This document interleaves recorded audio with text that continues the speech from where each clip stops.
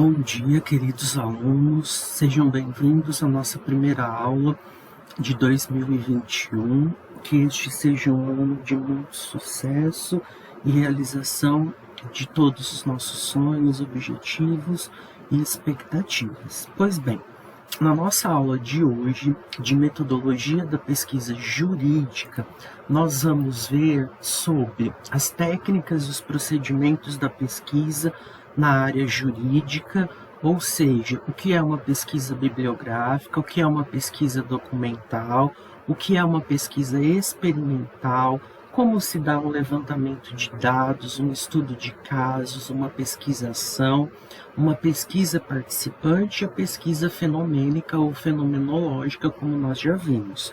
E os tipos de pesquisa, que é qualitativa e quantitativa.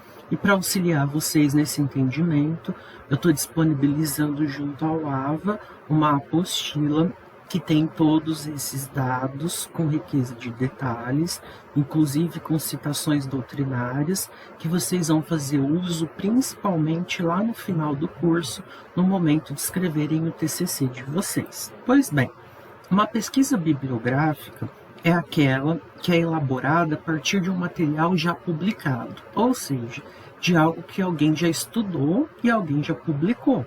No nosso caso, nós fazemos muito uso de doutrinas, né? Então, são doutrinas, livros, artigos, teses, dissertações, dentre outros, que vão revisar de uma forma intensa a literatura, os estudos existentes sobre o assunto que nós estamos pesquisando, que nós estamos estudando. Toda vez que nós lemos um texto, nós estamos fazendo uma pesquisa bibliográfica. E se ela é bibliográfica, automaticamente ela será dedutiva, porque eu vou ler, vou interpretar, eu vou deduzir a partir da minha leitura. A pesquisa documental, nós também fazemos muito uso no direito, quando nós vamos fazer a análise de um processo, por exemplo. A pesquisa documental é aquela elaborada a partir da análise de documentos que não receberam um tratamento analítico. É um processo, por exemplo, no nosso caso, né, em que nós vamos fazer o tratamento analítico. Nós vamos analisar de forma hermenêutica, né, nós vamos fazer a análise hermenêutica analítica detalhada, com riqueza de detalhes, destacando pontos e princípios importantes. A pesquisa experimental, ela consiste na realização de experimentos a partir da definição, observação e controle de variáveis e sua influência sobre determinado objeto. No nosso caso do direito, não tem como aplicá-la com muita eficácia, não que não seja possível, mas ela é muito aplicada nas ciências biológicas, né, na área de química, farmácia, porque ela vai buscar, através de experimentos, trazer a solução de um problema. Levantamento é elaborado a partir do levantamento de dados via instrumento de coleta. Então, é toda vez que eu for aplicar um questionário. Esse questionário tem que ter um roteiro, ele tem que ter uma regra específica. Então, eu vou fazer meu TCC, minha monografia, sobre um determinado assunto. E aí eu vou ouvir uma determinada quantidade de pessoas. Tem que ter um questionário. A partir desse questionário, eu vou aplicar ele para essas pessoas. E uma vez que eu apliquei ele, eu vou elaborar diagramas para que a partir desses diagramas, eu possa estar fazendo a análise de cada uma das respostas para ver se eu consigo atingir o objetivo da pesquisa que eu estou me propondo a fazer. O estudo de caso é elaborado a partir de um estudo profundo e exaustivo de um ou poucos objetos, de maneira que se permita o seu amplo e detalhado conhecimento. Quando eu pego um caso específico, um único processo, por exemplo, específico, um homicídio que teve na cidade de Cáceres, por exemplo, e que teve grande repercussão, ou um caso que teve repercussão na mídia em todo o país. Devo estudar ele dentro das suas minúcias, um único caso específico. A pesquisação, nós já falamos um pouco, é quando eu vou montar um projeto e vou aplicar ele para que as pessoas participem desse meu projeto. E a partir da participação dessas pessoas, eu vou ter o resultado para promover a minha pesquisa. Por isso que nós dizemos que a pesquisação é um modo cooperativo e participativo entre todos os agentes, entre o pesquisador e as pessoas que estão participando da pesquisa. Geralmente, nós fazemos uso disso quando nós aplicamos numa escola. Criamos um projeto e vamos numa escola aplicar esse projeto. Aí nós vamos estar fazendo uso da pesquisação.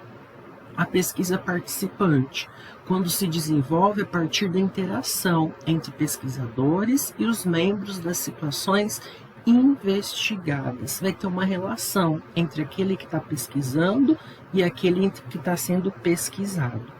Como vocês podem observar, os métodos eles podem se unir. A pesquisação ela acaba abrangendo a pesquisa participante. O estudo de caso acaba abrangendo uma pesquisa documental, por exemplo. E a pesquisa fenomenológica ou fenomênica, que nós já falamos. Ela descreve e interpreta o fenômeno através da consciência do sujeito, formulada com base nas suas experiências.